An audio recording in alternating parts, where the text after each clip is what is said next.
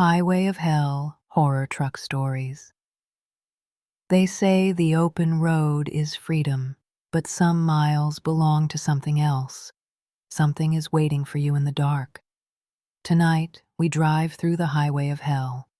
10 true horror truck tales that will make you never want to ride alone again.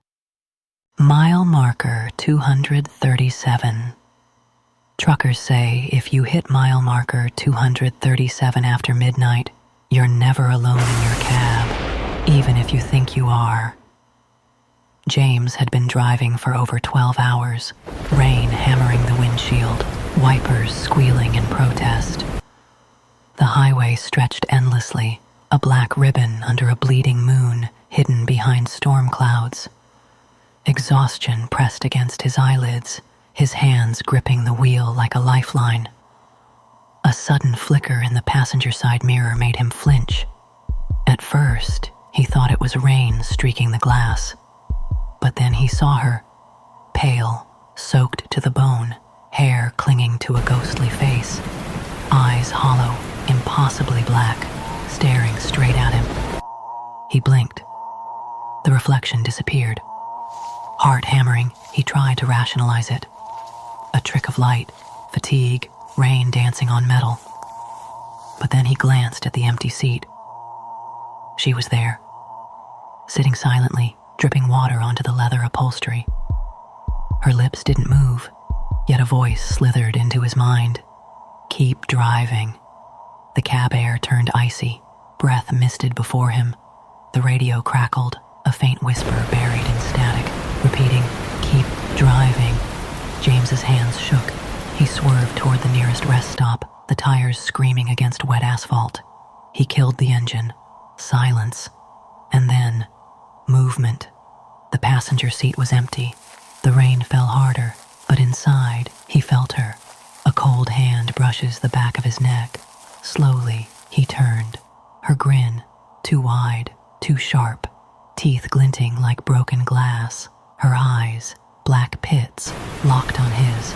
James bolted from the cab, the storm swallowing his screams. When authorities arrived hours later, the truck was found idling at mile marker 237. Empty. No sign of James.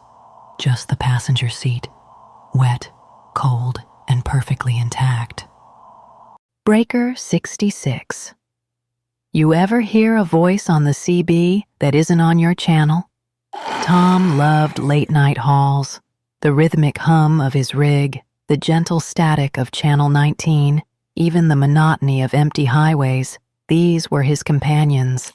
Tonight, the fog hung low, headlights slicing narrow beams into a gray void. He was halfway through a 12-hour run when it happened. The CB crackled, static rising, and then a soft, trembling voice. "Please, I've been in the ditch for hours."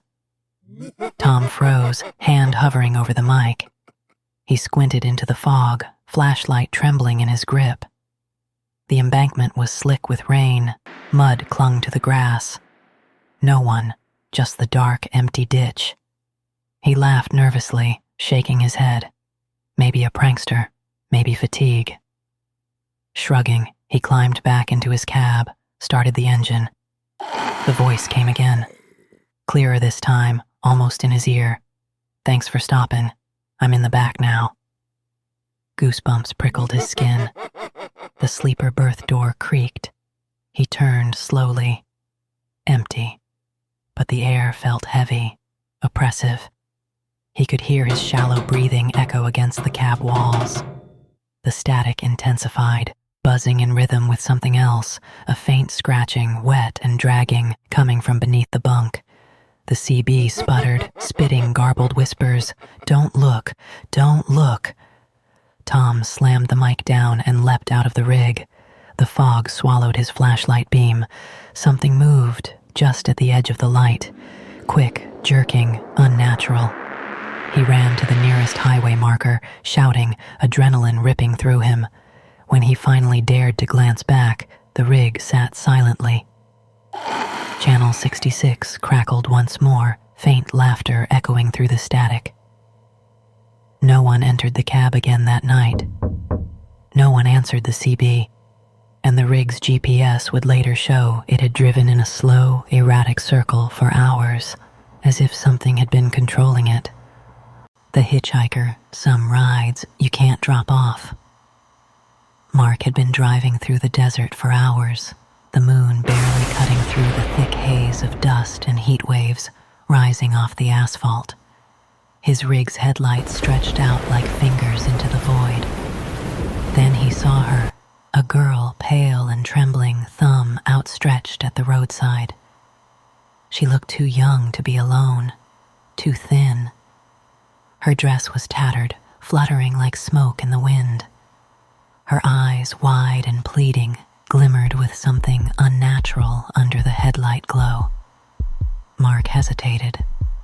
Desert roads at midnight were no place for hitchhikers, but the image tugged at him. Finally, he swerved over, heart thudding, and she climbed in without a word. The cab fell silent except for the low hum of the engine.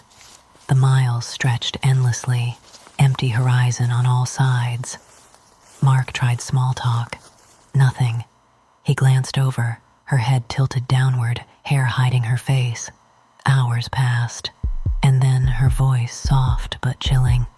"Don't stop until we pass the lights." Mark frowned. The horizon was black, empty. No towns, no gas stations, no street lights. Just endless desert. He felt a shiver creep down his spine. "Oh, they're already here," she whispered next, her voice closer now, almost in his ear. The rig's temperature dropped sharply. Breath fogged the windows.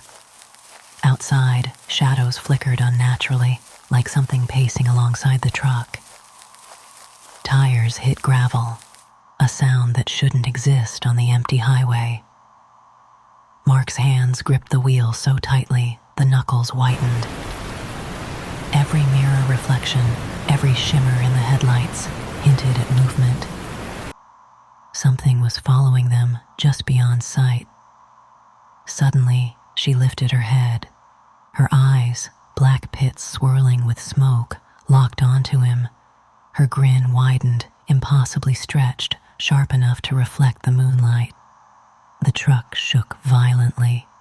The radio sputtered to life, static cutting through the hum, repeating, "You can't leave, you can't leave." Mark floored the accelerator. The rig screamed against the asphalt, tires throwing up clouds of sand. The horizon never changed. The lights never came.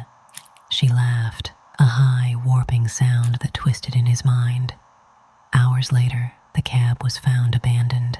Doors unlocked, radio still static-filled, desert wind howling through the open windows. No sign of Mark.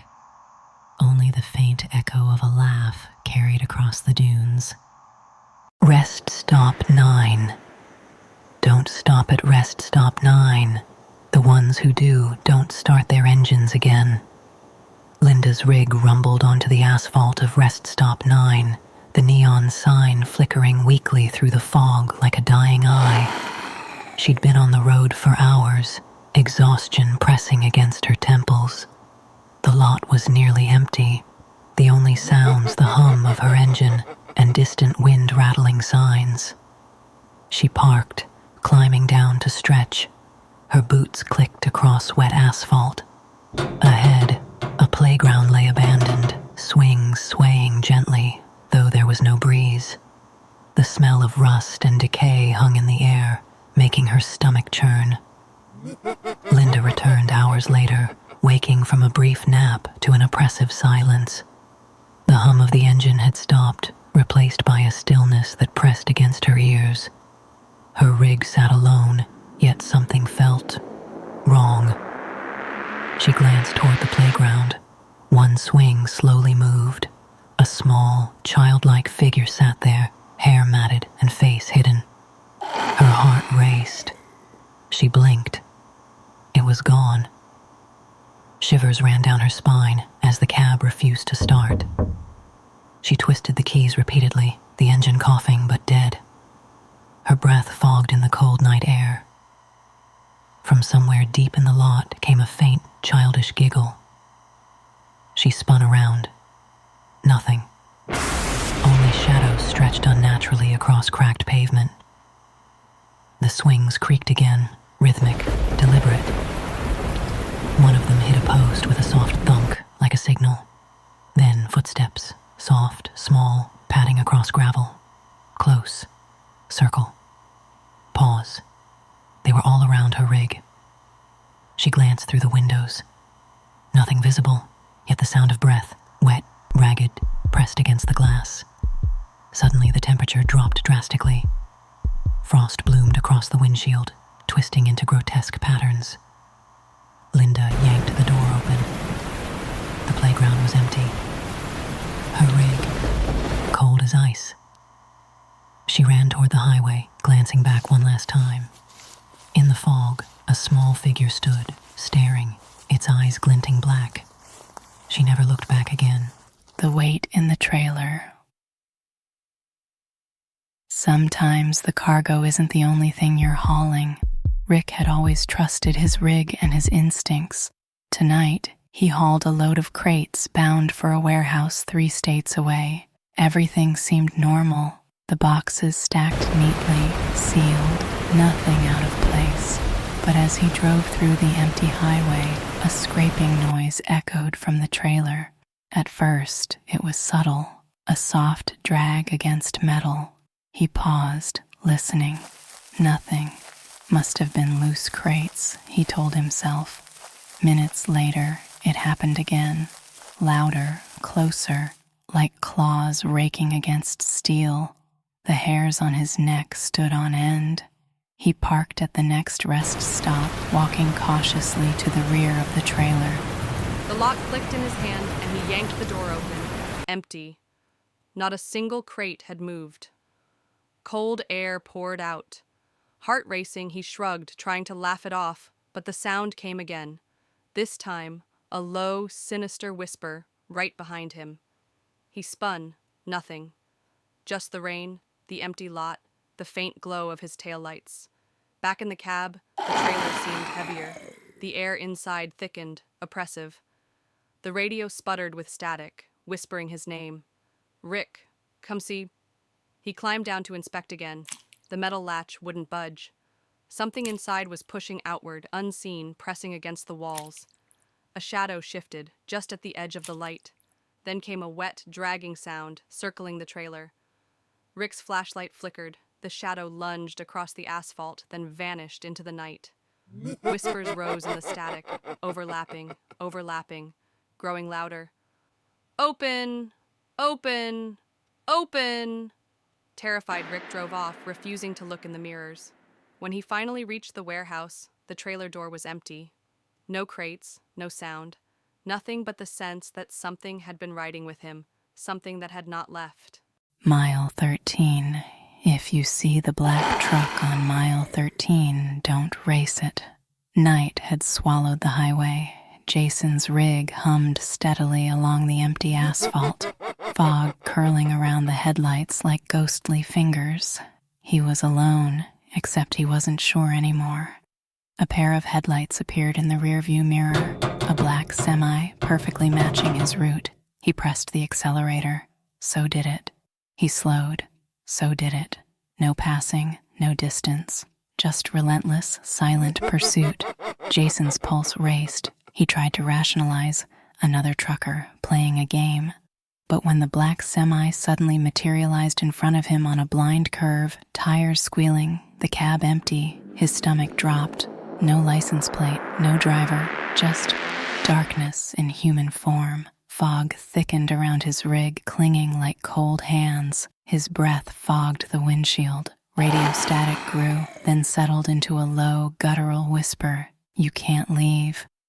Shadows stretched along the roadside, twisting unnaturally.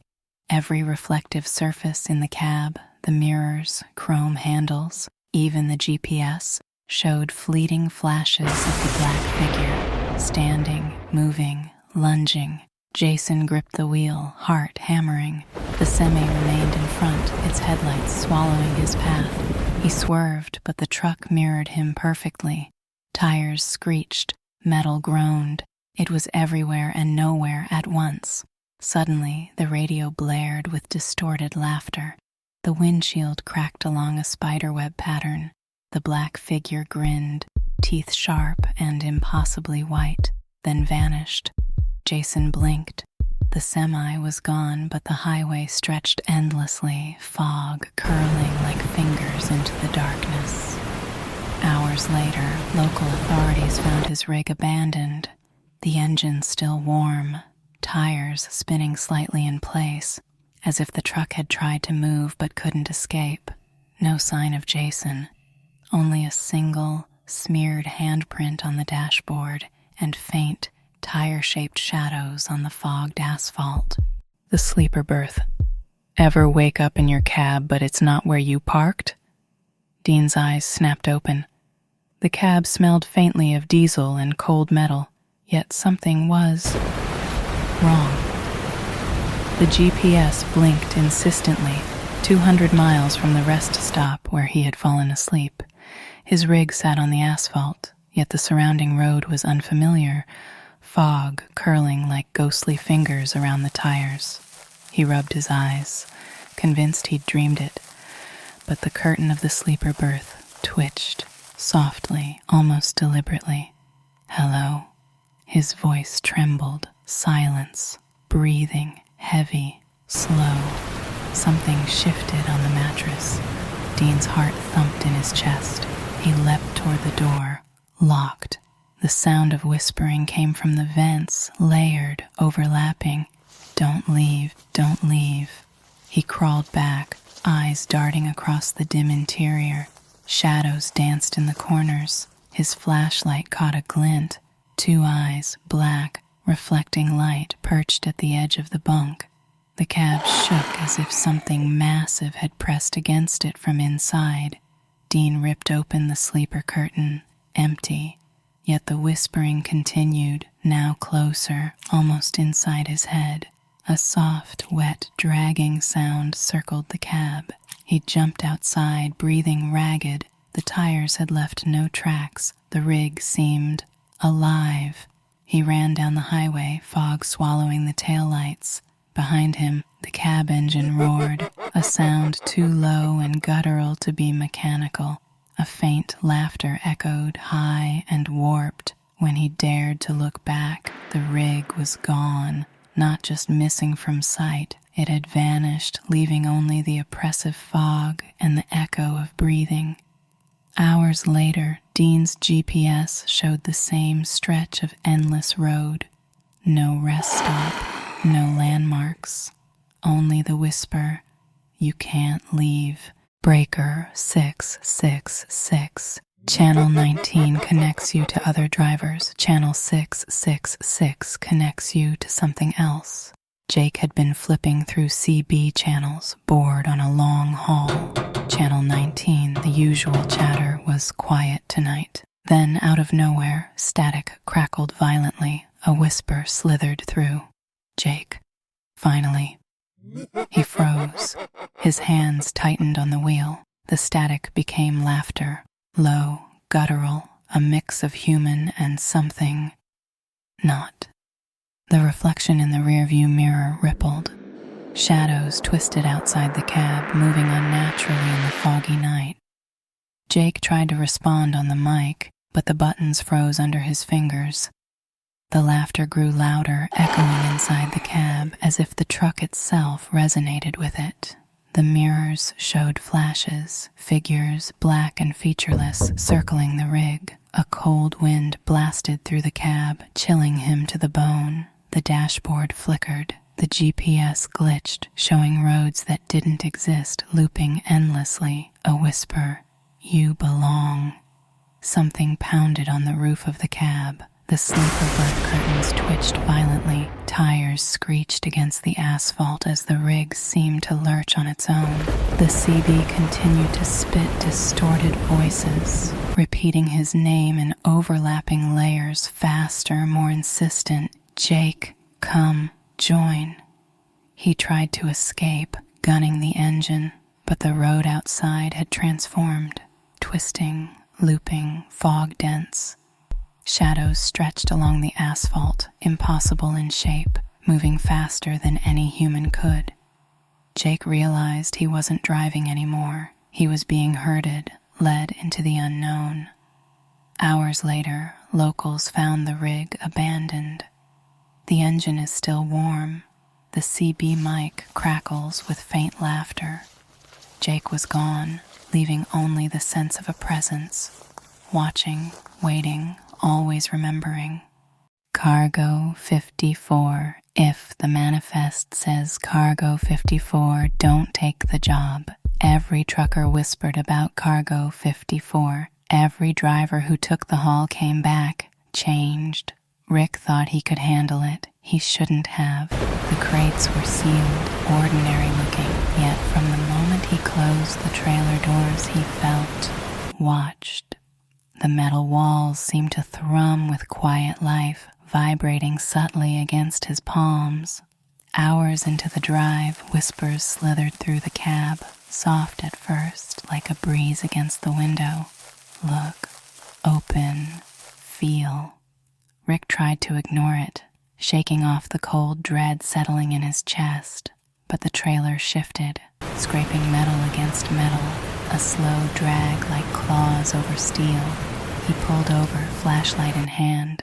The crates were still lined neatly, empty, yet frost had begun forming on the metal floor, curling into jagged patterns like twisted fingers reaching for him. He shivered. From somewhere inside, something breathed, wet, ragged, slow. The whispers grew urgent, layered, overlapping. The static from the CB crackled in time with the sounds. Open, open, open. Rick's reflection in the cab mirror twisted. The eyes staring back weren't his own. They were hollow black pools, moving independently, peering into him. The trailer doors rattled violently, though nothing touched them. A shadow flickered along the wall, impossible to place, larger than any human form. Finally, he slammed the doors and fled down the highway. When morning came, authorities found the trailer empty. No crates, no Rick, only the manifest, open on the cab seat. Cargo 54 circled in deep red ink. A faint, chilling whisper lingered in the air. Some deliveries you never want to complete. The last mile. Every road has a last mile. Some drivers just don't know when they've hit it. Sam's GPS blinked insistently, guiding him into a thick, unnatural fog. The highway stretched endlessly ahead, shrouded in white, muting all sound except the hum of his rig. Hours passed, or maybe minutes. Time felt wrong, bending around him like smoke. The fuel gauge dropped to 0, but the engine didn't die. The truck pressed forward as if compelled, tires crunching gravel that wasn't supposed to be there. Sam's heartbeat echoed in his ears. Every mirror showed a shadow racing alongside. Impossibly fast, human in shape, but distorted, limbs bending unnaturally. He blinked. Gone. Yet the feeling of eyes on him never left. The cab windows fogged from the chill that had no source. Faint whispers slithered from the vents. Almost. Here. Almost. Suddenly, a figure appeared in the headlights. A man, black coat flapping, features obscured. Sam slammed on the brakes. The figure vanished, leaving only a deep guttural laugh that seemed to come from inside the truck itself. The fog thickened to a solid wall. The GPS recalculated endlessly, flashing the same turn, the same stretch, looping him into infinity. His reflection in the rearview mirror split, two Sams staring at him, mouths moving in silent screams. Something pounded on the cab roof, each hit in sync with an echoing heartbeat that vibrated through his bones. The tires screeched against the road, yet no skid marks remained. Shadows shifted across the asphalt, black smoke forming vague shapes of crawling figures. Hours, or perhaps eternity later, authorities found the truck at the same foggy stretch of road. Sam was gone. The cab was warm, running, yet empty. Only the fog remained, curling like fingers over the tires, carrying faint whispers. Some roads never end, and some drivers never leave. The highway is full of stories. Some are whispered, some are lived. Next time you drive alone at night, remember, you may not be the only one on the road.